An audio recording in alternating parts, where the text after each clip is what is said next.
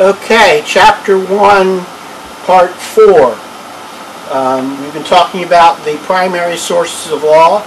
Again, the primary sources of law are the U.S. Constitution, statutory law, which are the laws passed by Congress or legislative body, common law, also known as case law, regulations, which are similar to statutory law. Okay, so statutory laws are the laws that are enacted by legislative bodies at any level of government, such as Congress or your state legislature or your local county commission that issues ordinances, which are like statutes. Okay. Now, what's a uniform law? Well, uniform law is not really even a law or a statute, so to speak. A uniform law is a provision or set of provisions adopted by a council with the idea that all of the states will adopt the same law so that it makes the law in that area uniform throughout the country. So, for example, for many years in this country we had a lot of problems with different states claiming to have the power to hear the same case in a family law situation. As a result of that, there was a uniform law developed called the Uniform Child Custody Jurisdiction Act, which was adopted by all states in mostly or almost in its whole. That made it more uniform so that if you were in Georgia and your wife that you separated from moved to Alabama and you had a controversy, the laws would deal with what state would prevail to decide the case as well as what the law is. Okay, the Uniform Commercial Code is another example of that, and we'll be talking about the Uniform Commercial Code when we talk about contracts, and we'll be talking about Uniform Child Custody Jurisdiction Act when we talk about family law. Okay, administrative law, we're going to have a chapter on administrative law.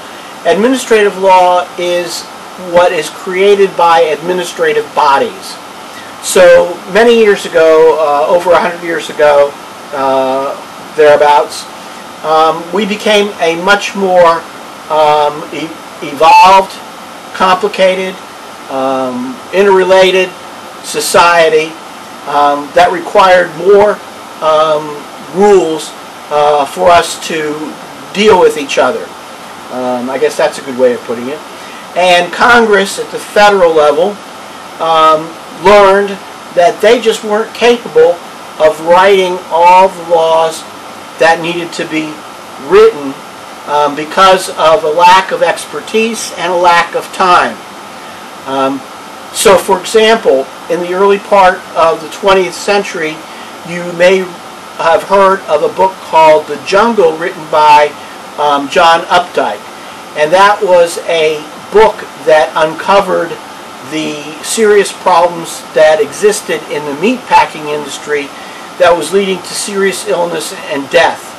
As a result of that, Congress wanted to pass laws that would regulate how that industry worked, requirements for safety and health.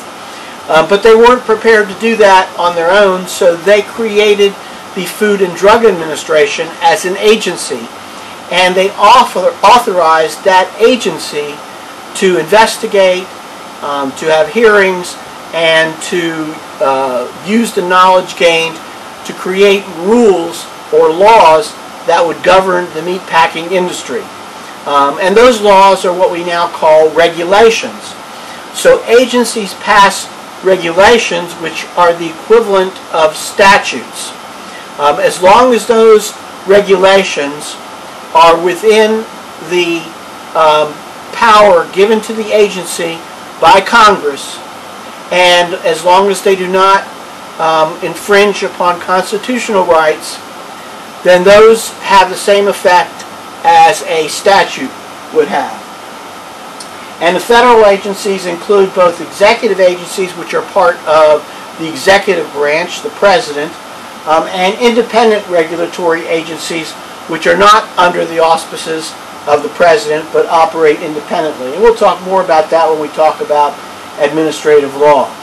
But because of the sophistication of our society today, business has to be very aware of regulations, because regulations often affect what businesses do. So, for example, you've probably heard of this before, the Occupational Safety and Health Act, which was passed in the mid-1970s, was passed by Congress in order to make the workplace safe. And so it gave the agency, the federal agency, the power to adopt rules to require employers to do certain things to make their workplaces safe. And so that's something that's very important for businesses to be aware of. Okay, so we talked a little bit about case law and common law doctrine. We didn't mention precedent, which is the word that we use for those rules of law that are adopted by the particular court. So when I gave you that example in the previous video of the court deciding caveat emptor, that the buyer has to be aware, the buyer is responsible for what they buy, that would be the precedent that later judges have to follow, the rule of law that other judges have to follow. So all those things have similar meanings: precedent, rule of law, etc. We hear a lot about rule of law today because that's one of the things that separates the United States from a lot of third world countries that do not have the rule of law. In those countries, courts or individuals have power to decide however they want, which is oftentimes unfair and unpredictable, and does not lead to good results. So the rule of law is a very important component of a society that wishes to be civilized and progressive, and is part of our legal system. Okay, so in England, where the common law system developed, they also had a second type of court that was called chancery courts, or courts of equity. Courts of equity did not follow the principle of precedent, but instead those courts were courts where the court was authorized to do what the court thought was fair and equitable. And you had your choice to go into either a court of law or a chancery court. In the United States, when we became a country, we did away with separate courts, and we just have courts of law, and some of those courts of law also have the authority to do equity, or to issue remedies in equity. And that is to apply fairness and certain rules of law to a situation. The most common types of equitable remedies are injunctions and declaratory judgments, and that type of order. An injunction, of course, is an order by a court ordering a person to do a certain thing. That's considered an equitable remedy rather than a remedy at law. Okay. So here's a little bit on some of the rules of equity that applied in England and are still carried over to our judicial system. Whoever seeks equity must do equity. In other words, if you want to seek the help of the court and ask the court for equity, then you have to be fair as well.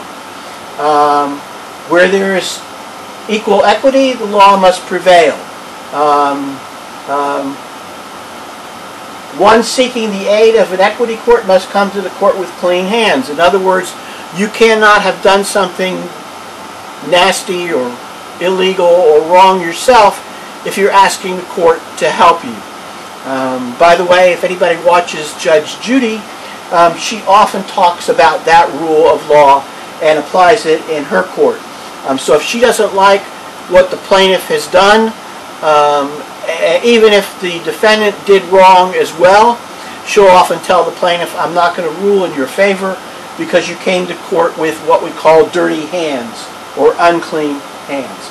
And so you can look at the rest of these common law equitable maxims that apply to the equity. As I said, not all courts have equitable powers in the United States, so you have to know whether your court has the authority to issue an equitable remedy, such as an injunction. In some instances, you can ask for both a legal remedy, for example, damages, and also an equitable remedy. So if your neighbor's tree is hanging over your yard and branches have fallen off and damaged your car, you can seek damages for the loss of value of your car, but you may also seek an equitable remedy where the court orders that neighbor to trim their trees so that they won't fall on your property. Okay, so this chart kind of illustrates the different terminology and process that exists with regard to actions at law and actions in equity. They're basically the same. Most of it's just a difference in the verbiage. So for example, a lawsuit for a legal remedy is called a complaint. Usually a lawsuit for an equitable remedy is called a petition. Similar to precedent is the concept of stare decisis, and that is that a concept that the courts have to follow precedent. This makes the law both predictable and also manageable and works better. You'll often hear this concept of stare decisis in the realm of the United States Supreme Court. For example, one of the hot issues in the last 60 or 70 years has been the abortion issue. And a lot of people don't think that the Supreme Court rulings on this issue have been correct. A lot of other people think that they were correct. But the question has come up, even if they were incorrect, should the judges who may believe that, should they, because of stare decisis, follow those rules? And generally, we expect judges to follow stare decisis, except in certain very unique situations. Those situations usually are when something in the real world has changed substantially because of knowledge or science, or a situation where perhaps values has significantly changed and made the old decisions seem woefully inappropriate, such as when Brown versus Board of Education ruled that Plessy versus Ferguson and the concept of separate but equal was not a valid 14th Amendment principle.